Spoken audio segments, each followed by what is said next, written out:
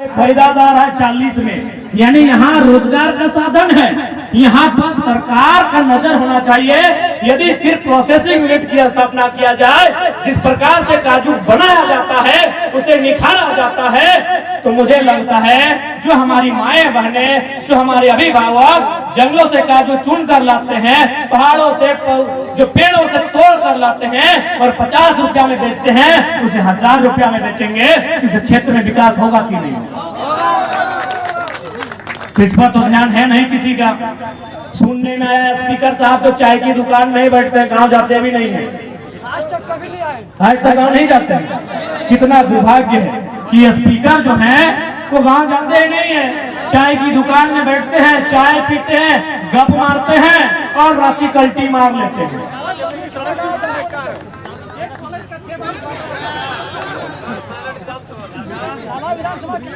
इसलिए आज हम लोग इसीलिए आंदोलन कर रहे हैं कि हमारे जो लोग हैं उन्हें पढ़ने के लिए एक अच्छा कॉलेज हो, वहाँ हमारी अच्छे से पढ़ाई लिखाई हो, फिर जाके एक अच्छा अस्पताल हो जहाँ हमारे लोगों का इलाज ठीक ठाक हो, और काम करने के लिए हमारी जगह हो। यदि यहाँ कोई भी वैकेंसी आएगी तो हमारे लिए हो, चाहे क्लर्क का रहे, चपरासी का रहे या मास्टरनी का रहे, वो हमारे लिए हो, क्योंकि ये राज्य हमारा है, ना कि बंगाल वालों का है और न ही बिहार वालों का है। ये राज्य हमारा है।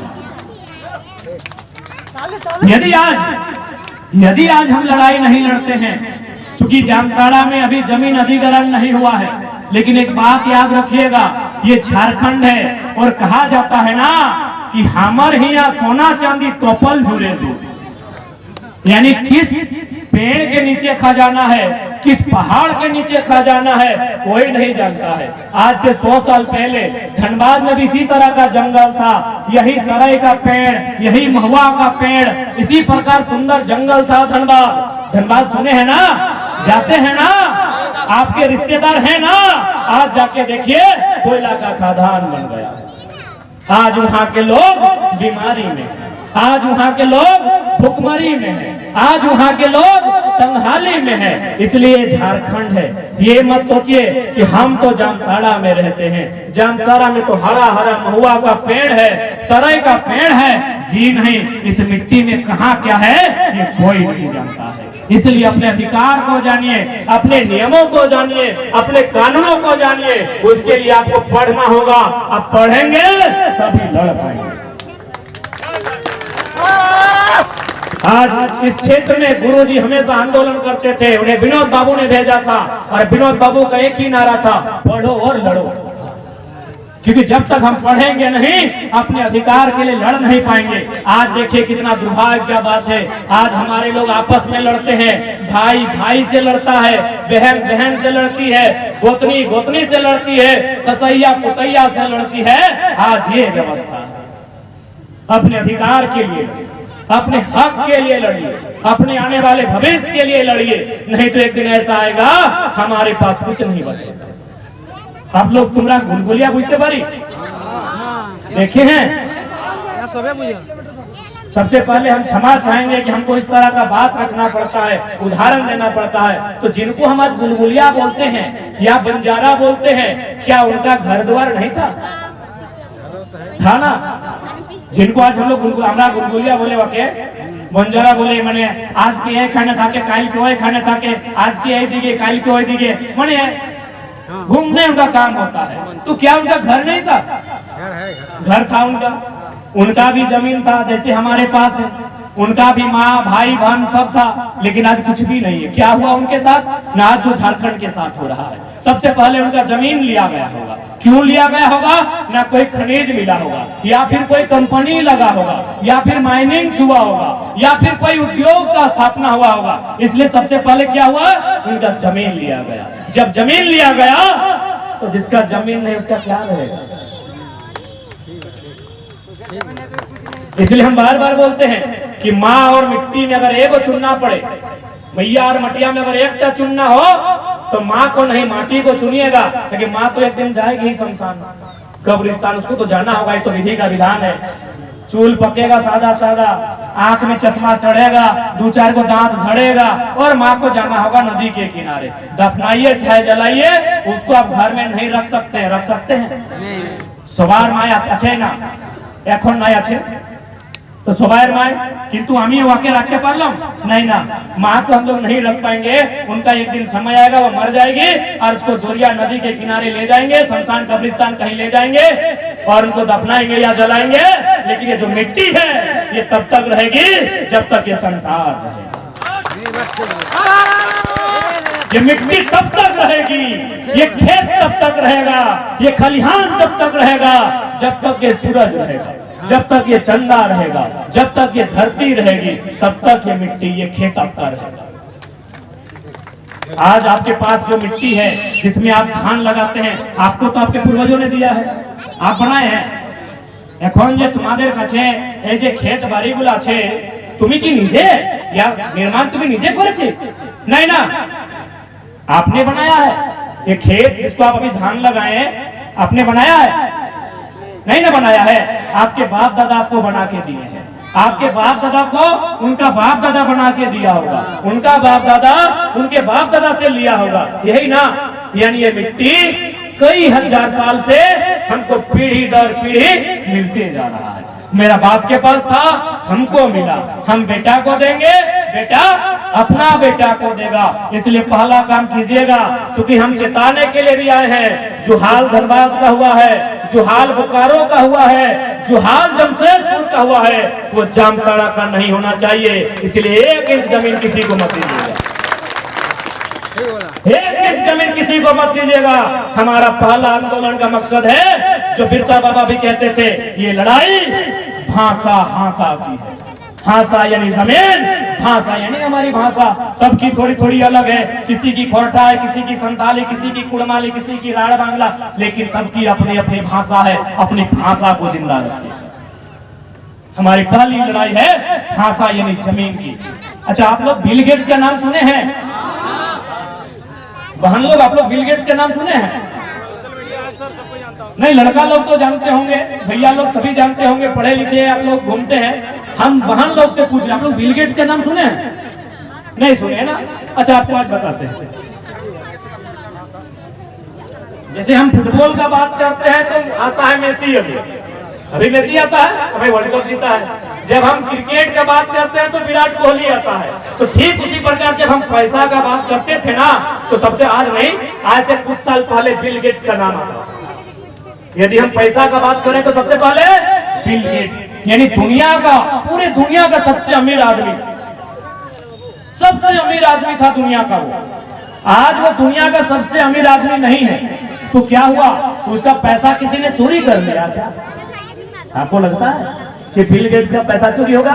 जी नहीं, उसका पैसा किसी ने नहीं चोरी किया।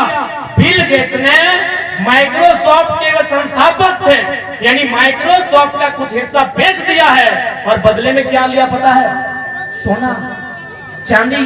क्योंकि हम लोग यही करते हैं, बाप का जमीन बेच के सोना खरीदते हैं, मोबाइल खरीदते हैं, साड़ी खरीदते हैं, धोती खरीदते हैं, 4 चक्का खरीदते हैं, मार्बल और टाइल्स वाला घर बनाते हैं। यही करते हैं ना? बाप का जमीन बेच के हम लोग यही करते हैं।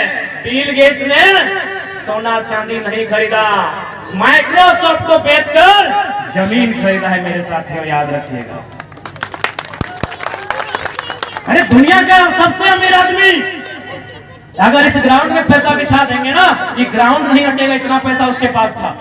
इतना बड़ा मैदान, अगर वो एक को नोट बिछा देगा, ये ग्राउंड कम पड़ जाएगा, इतना पैसा था। लेकिन वो आदमी क्या किया? सोना नहीं खरीदा, चांदी नहीं खरीदा, R15 नहीं खरीदा, ये बड़का स्क्रीन टच मोबाइल नहीं खरीदा। वो आदमी क्या खरीदा? जमीन खरीदा। कितना खरीदा पता है? 3 लाख एकड़। 3 लाख एकड़, यानी अगर आपको 1 किलोमीटर में निकालना है, 247 से भाग दीजिए, 1000 से ज्यादा 1 किलोमीटर, यानी एक जिला के बराबर, एक जिला के बराबर हमारे धनबाद जिला का क्षेत्रफल है 2000 किलोमीटर, यानी 1000 से ज्यादा। यानी बिल गेट्स ने पैसा छोड़ के 1000 वर्ग किलोमीटर जमीन खरीदा। यानी बिल गेट्स को भी समझ में आ गया कि बाप बड़ा ना भैया ना रुपया, सबसे बड़ा जमीन है। क्योंकि बाप भी एक दिन चला जाएगा, बड़ा भाई हमसे पहले जाएगा, माँ भी साथ छोड़ के चली जाएगी। अपना बेटा बेटी को अगर हम कुछ दे सकते हैं तो जमीन दे सकते हैं, ये हमेशा क्या में कोई ये बताएंगे ये संथाल परगना है? ये तो सभी जानते हैं।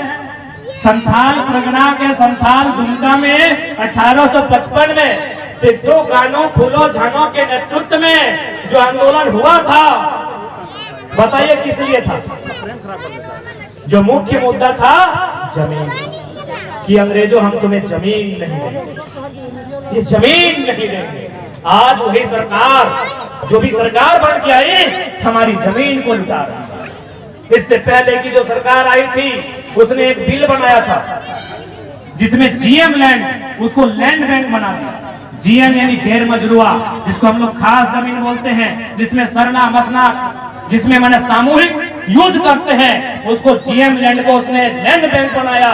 तो आज हमें सोचना होगा, इसीलिए ऐसे लोगों को चुनो जो तुम्हारे भविष्य को समझ सकता है, जो तुम्हारे भविष्य के अधिकार के लिए लड़ सकता है। और नहीं तो इसी प्रकार कोई 3 बार, कोई 4 बार, कोई 5 बार सांसद बनेगा, लेकिन बदले में एक बीएड कॉलेज नहीं, एक पॉलिटेक्निक का कॉलेज नहीं, सिर्फ वोट देते हैं। एक दिन पहले मुर्गा दारू चखना मिलता है। यही तो झारखंडी की कहानी है। इसलिए आज आपको बदलाव करना होगा। आज के तुम आपके बदलाव करते हो, मैं तो एक दिन ऐसा आएगा कि हमारे पास कुछ भी नहीं बचेगा। और आज जिनको हम बंजारा बोलते हैं, जिनको हम बुलबुलिया बोलते हैं, उसी प्रकार का जीवन हमारी आने वाली पीढ़ी को भी काटना होगा। इसलिए आज संथाल परगना के जामताड़ा जिले के नाला विधानसभा में हम आए हैं। हम आपको यही संदेश देने आए हैं कि आज आपको चिंतन करना होगा, आज आपको मंथन करना होगा। नहीं तो एक दिन ऐसा आएगा हमारे पास रोने के सिवा, हमारे पास पछताने के सिवा शायद ही कुछ बचे। और आज अभी जो आंदोलन चल रहा था 1932 का खतियान, तुम्हारा सवाई ए टेलीफोन है, ए मोबाइल फोन है, टेलीफोन नहीं है, ए मोबाइल फोन है। तुम्हारा सवाई देखे 1932 की खतियान, झारखंड की पहचान, ये नारा आप लोग सुने होंगे। तो भाई आज झारखंड को पहचान की जरूरत क्यों पड़ी? मेरे भाइयों, मेरे नौजवानों, मेरे अभिभावकों, क्योंकि 23 साल में आप किसी भी सेक्टर में चले जाए, प्राइवेट, सरकारी, ठेकेदारी, आप तो आउटसोर्सिंग, आप किसी भी सेक्टर में चले जाए, हर जगह बाहर के लोगों का कब्जा है। अब एक बात बताइए, यही बगल में हमको लगता है 10 किलोमीटर के बाद पश्चिम बंगाल है शायद, है ना? हमारे कितने झारखंड के लोग वहां मास्टर बने हैं? फतेहपुर के नाला के कितने लोग बने हैं? नहीं बने हैं। चलिए हमको दिखाएंगे आपका वीडियो का ऑफिस में और डीसी का ऑफिस में कितना पश्चिम बंगाल का आदमी यहाँ सरकारी नौकरी कर रहा है। ये गलत है कि नहीं? ये गलत है कि नहीं है? अरे भाई, जब हमारे लोग, हमारा राज्य अलग है, हमारी सीमा अलग है, हमारे लोग आपके क्षेत्र में नहीं जा सकते नौकरी करने के लिए, अगर जाते भी हैं तो नियम से जाते हैं, तो आप क्यों आएंगे? आप क्यों आएंगे भाई? यदि आप हमारे हिस्से की नौकरी को लेंगे, यदि आप हमारे हिस्से के अधिकार को खाएंगे, तो हमारे लोग क्या करेंगे? क्या हथियार उठाएंगे या जीवन भर आंदोलन करेंगे या लड़ाई लड़ते रहेंगे? आखिर हमारे लोग क्या करेंगे? इसलिए आज ये जो लड़ाई है, झारखंड के अस्तित्व को बचाने की लड़ाई है। ये लड़ाई जो युवान है उनके चेहरे में मुस्कान लौटाने की लड़ाई है। ये लड़ाई है अपनी जमीन को बचाने की, ये लड़ाई है अपने नियोजन को बचाने की, ये लड़ाई है अपने भाषा को बचाने की। आज और आपको बताएंगे कि राज्य में घोटाला कैसे होता है। हम बार बार बोले कि शासन और प्रशासन में अगर ईमानदार लोग नहीं जाएंगे तो ये राज हमेशा लुटता रहेगा। अब देखिए, शासन और प्रशासन मिलकर घोटाला कैसे करता है। शासन मतलब मंत्री और प्रशासन यानी आईएएस। आईएएस समझ रहे ना? हाँ, आईएएस यानी जो डीसी सेक्रेटरी लोग होते हैं। अभी यहाँ 9-10 की कौन कौन भैया और बहन लोग हैं 9-10 से? এই কত ভাইরা বোন গিলা আছে 9 10 এর यहाँ ये 9 10 में है आप लोग। ऐसे कैसे डिस्टर्ब करते हैं? अच्छा आपने देखा कि आज आपका स्कूल का जो ड्रेस है वो हरा हो गया, हरा हो गया ना। रघु चचा है वो लाल कर दिया, एक खेमा खुश हो गया, अब दूसरा खेमा हरा पाके खुश है। उदाहरण दे रहे कैसे घोटाला हुआ। अच्छा ये कौन सा प्रखंड है? फतेहपुर है ना। हमारे हम रघुवीर दास से चाहेंगे कि वो सर्वे करें और हमको बताइए कि फतेहपुर प्रखंड में कितने लोग हरा रंग का फुल पैंट पहनते हैं? एको नहीं पहनते होंगे, या फिर यहाँ जितना लोग आए हैं चलिए यही चेक करते हैं कितना लोग हरा रंग का फुल पैंट पहना होगा। नहीं पहना है ना, इसका मतलब क्या है कि हरा रंग प्रचलन में नहीं है, हरा रंग प्रचलन में नहीं है। यानी यदि शासन प्रशासन को घोटाला करना होता है कैसे करता है सुनिए। जैसे ही नई सरकार आई उसने क्या किया, जो कंपनी होता है जो कपड़ा बनाता है, जो कंपनी फैक्ट्री जहां कपड़ा बनता है उसको जो सरकार के सेक्रेटरी होते हैं, सेक्रेटरी आईएएस जाके बोले कि एक काम कीजिए आपको कपड़ा बनाना है। बोला कौन सा? काला बना। तो बोला अरे काला बनाइएगा तो मंडल जी का, अंसारी जी का, माने मरांडी जी का दुकान में मिल जाएगा, काला रंग नहीं चलेगा, तो मार्केट में मिलता है। बोला ब्लू बना दे। बोला वो तो मातो जी का, चौधरी जी का दुकान में मिल जाएगा, ब्लू भी नहीं चलेगा। तो बोला कौन सा रंग का कपड़ा बनाए सर? बोला ऐसा रंग का कपड़ा बनाइए जो किसी का दुकान में नहीं मिलेगा, क्योंकि हम लोग को बिजनेस करना है। पैसा भले मामूली बात आपको सुनने में लगता है कि आप क्या बोल रहे हैं, लेकिन इसमें अरबों रुपए का गोलमाल है। अब बताते हैं, रंग बन गया हरा। हरा रंग आप पहनते नहीं, जिंदगी में पहने, एक ईमानदारी से बोलिए यहाँ कितने लोग हरा रंग का फुल पैंट पहने हैं? हम आज तक नहीं पहने, या तो ब्लू या तो काला या तो ब्राउन या तो आसमानी, थोड़ा थोड़ा मिला जुला यही पहनते हैं। यानी हरा रंग मार्केट में है ही नहीं, यानी सीधे घोटाला। उनको बोला कि आपको 6 महीना का टाइम नहीं है, आप हरा रंग का कपड़ा का निर्माण कीजिए। जैसे ही हरा रंग का कपड़ा बना होगा 7वां महीना में नियम बना होगा कि आज के बाद झारखंड में, झारखंड सरकार का मान्यता प्राप्त जितना भी सरकारी स्कूल है सबका रंग हरा। अब क्या हुआ, मान के चलिए अगर एक स्टूडेंट 1000 रुपया खर्चा किया तो हाल फिलहाल पढ़े झारखंड में 79 लाख स्टूडेंट है। हम राउंड फिगर में ले आते हैं उसको 80 लाख गुना कर लेके लिए, क्योंकि हम लोग पढ़ लिख के घर से नहीं आते, जो करते हैं पब्लिक के बीच करते हैं। 80 लाख स्टूडेंट है झारखंड में। एक स्टूडेंट अगर 1000 रुपए इन्वेस्ट किया तो गुना कीजिए तो 80 लाख में इधर 1000 में 3 जीरो है, यानी 80 लाख में अगर 2 जीरो डालेंगे तो 80 करोड़ और 1 जीरो बचा हुआ है, यानी 80 करोड़ के बाद 1 जीरो डालेंगे तो 8 अरब। 8 अरब। अब मान के चलिए सरकार 5 साल रहेगी, जो बहन 9 में है वो 10 होकर 12 जाएगी, एक ही को कपड़ा नहीं चलेगा। यदि 5 साल में हो सके 5 बार कपड़ा रिपीट करेगी, यानी फिर अब 8 अरब को 5 से गुना कीजिए, यानी 40 अरब होता है, होता है। एक मामूली बात, एक मामूली बात, एक मामूली सा बात आपको बता दी, क्योंकि अब मान के चलिए कि 2024 में कोई सरकार फिर बन गई, उसको भी मन किया है घोटाला करना, क्या करेगी? वो कर देगी पीला। बताइए कई गो पीला फुल पैंट है? बताइए कई गो पीला फुल पैंट है? पीला फुल पैंट है। अरे रघुवर सरकार में भी जाते हैं ना, उसका ड्रेस क्या था? कत्था। कई गो कत्था पहनता है? कत्था पहनता है। अरे लाल ड्रेस में फुल पैंट पहनता है क्या? दोनों सरकार फुल पैंट में खाली घोटाला किया है। 40 अरब यहाँ नहीं है मेरे साथ। यही होता है पढ़ा लिखा नेता। अगर हम लोग पढ़ा लिखा है, दिमाग से सोचते हैं, इसीलिए बात आपके सामने रखें। स्पीकर को पूछिएगा थोड़ा जानकारी है।